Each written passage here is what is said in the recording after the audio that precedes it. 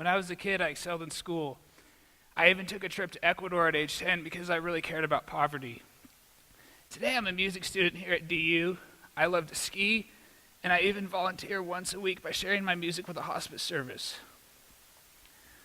Would you be surprised to hear, though, you'll have to excuse me, I've been losing my voice, and as I tell this story, you'll hear that I've undergone a lot of stress in my life, and my body is literally holding tension in my throat because of what I've gone through. So please excuse me, and I hope you can understand me. Would you be surprised to hear that there was a middle chapter of my life, and that it was a chapter that was marked by severe mental illness? What do you think of when you think of mental illness? Do you run away from it? Are you scared of it? Do you simply not know what to do? Well, let me tell you my story.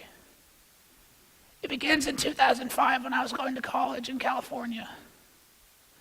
I took on way too much at school and I literally burnt out. I started to hear a voice in my head and to believe things related to my religion which were not based on reality.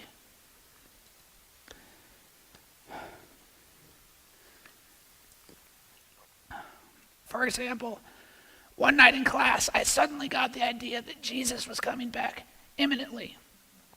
So I got up, left my backpack in the classroom, and drove for 5 hours to the mountains to escape God's wrath at the end of the world.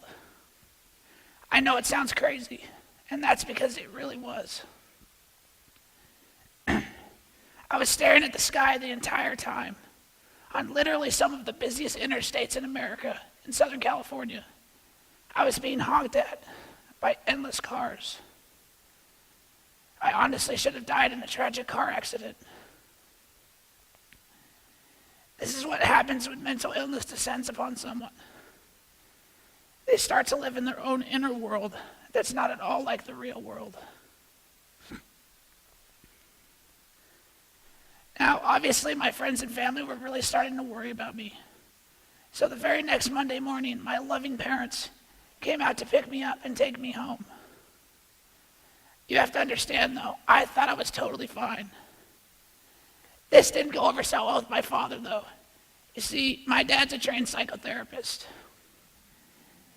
So, when I told him I didn't want to go home, he told me that the only other option was to go to a mental hospital.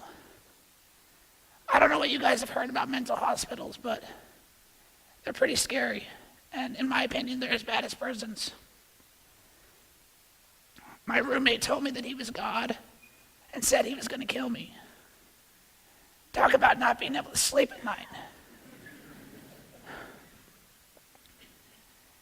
And when I returned home from the hospital, the voice in my head turned into what I thought was my roommate, still talking to me and telling me how to live my life. Over the coming months, I would take pills which would basically not work.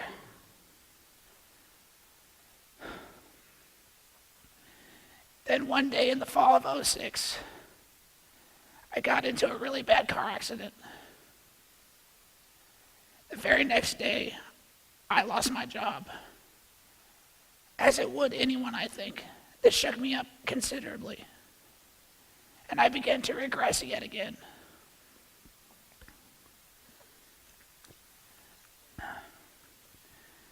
This time I began to see things which were not real. I began to see a snake. I want you to imagine what this was like for me.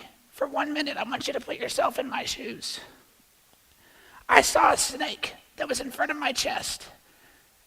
This snake would coil up all day long and continually bite at my heart over and over and over again. I was screaming profanities at the snake, but I literally believed that the snake was Satan and that I was being attacked by the devil himself. It was torture. I also saw fire.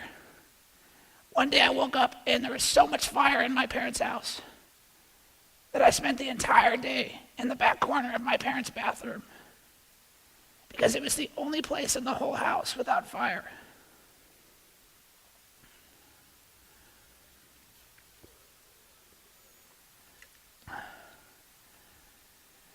I bet you're all wondering how I got better. Well, as I said, the pills really weren't working. So I began to take an injection every 2 weeks, which did work and did get me better. But you know what I think did the trick? I learned to love myself for the first time in my life when I got better. I am a perfectionist and I tend to drive myself too hard, to push myself too hard. I think that's what got me in trouble. And when I learned the value of caring for my own self, nurturing myself, and at times putting myself first, if that meant an end result of caring for others, I think that's how I improved. There are still some ways in which my illness affects me to this day, though. As I said earlier, my voice is really raspy, and that's apparent. But another way that my illness is affecting me is the side effects of medications. You see, after taking antipsychotics for 3 years, I gained 100 pounds. I've since lost 50 of those pounds, but it's definitely one of the effects of treatment.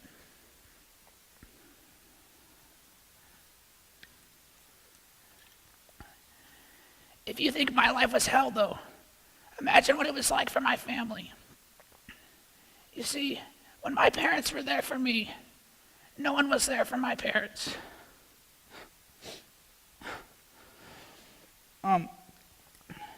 Everyone they had counted on previously, and who was always there for everything else, simply vanished when I got sick.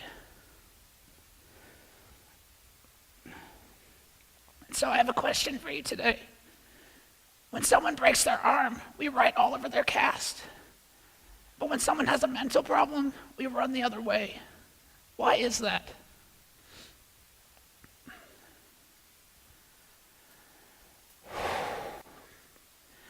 I'm going to bust a myth for you guys now, and that's this. Violence is not common in mental illness. Let me repeat that. Violence is not common in mental illness. It's my personal opinion that it's about as common as in the general population, actually. I've compiled a list of people that we all know that have struggled with mental illness enough to interfere with their lives. This list includes Abraham Lincoln, Winston Churchill, Michelangelo, Beethoven, Leo Tolstoy, Ernest Hemingway. The list goes on. This looks like a list to me of people who have struggled or who have influenced our society more than anyone else. And yet it's also a list of people who have struggled with severe depression, at times becoming suicidal, who have struggled with bipolar disorder, who have struggled with schizophrenia and multiple personality disorders. Are you really afraid of these people? Are you really afraid of me? I'm not going to deny the fact, though, that there are times when people are tortured by the voices in their heads for years and years, and they eventually give in to their delusions and do things which are harmful to others. We all remember what happened last year in Tucson, Arizona, when Jared Loughner unfortunately killed himself. And several other people, severely wounding Representative Gabby Giffords.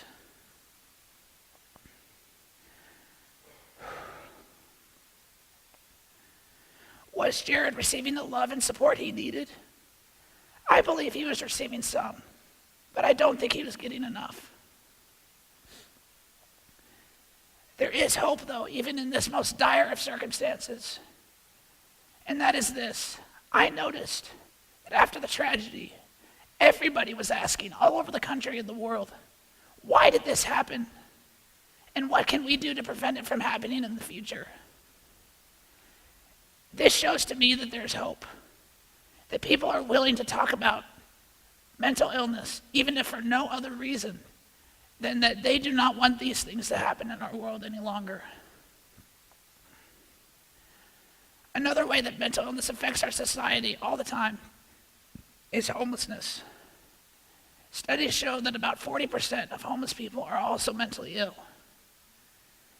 I don't have all the answers to homelessness in our society, but Obviously, these issues are interrelated, and if we help one, we will help the other. There are guys like me who just fall through the cracks. So, what is my message today? My message is that yes, we need to bring awareness to this issue, that yes, we need to stop the stigma in its tracks, that we need to pull it out from under the carpet because we've been hiding from it way too long, and that is definitely not helping things.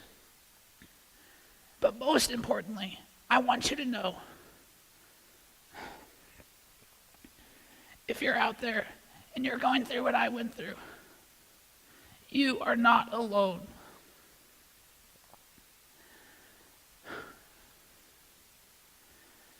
I'd like to end with a story. It's actually about Jared Loughner. Another thing I noticed after the tragedy was that I saw on the news a reporter interviewing Jared's neighbors from high school. They said that in high school, Jared was actually a pretty vibrant young man who played the saxophone in the high school jazz band. They said that beautiful music would come from Jared's house every night. And then they said that one night, the music stopped. You see, Jared's not all that different from me. I play the flute, and in high school, beautiful music would come from my house every night too. The music stopped for me as well. But I'm back, and I'm here as a living testament to show that people can and do get better from mental illness. So if you're out there and you're going through what I went through, or you know someone who is, fight for them as they're fighting their way out of it. Because when you do, you're fighting for a guy like me. Thanks.